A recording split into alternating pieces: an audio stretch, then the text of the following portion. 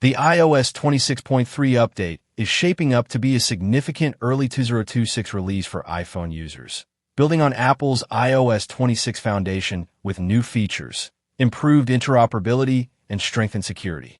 One of the most noteworthy additions is a new Transfer to Android tool that allows users to move photos, messages, apps, contacts, and other key data wirelessly to an Android device. A major shift in cross-platform support likely influenced by competitive and regulatory pressures.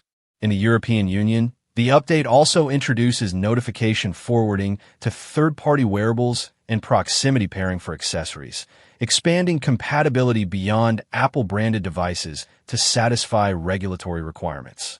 Under the hood, iOS 26.3 continues Apple's focus on security by integrating enhanced background security improvements, which deliver protections for system components like Safari and WebKit between major updates. The update also prepares support for end-to-end encrypted RCS messaging, helping bridge the privacy gap in cross-platform texting between iPhone and Android devices. Additionally, users may notice small refinements, such as reorganized weather wallpapers and under-the-hood modem firmware tweaks that improve connectivity stability.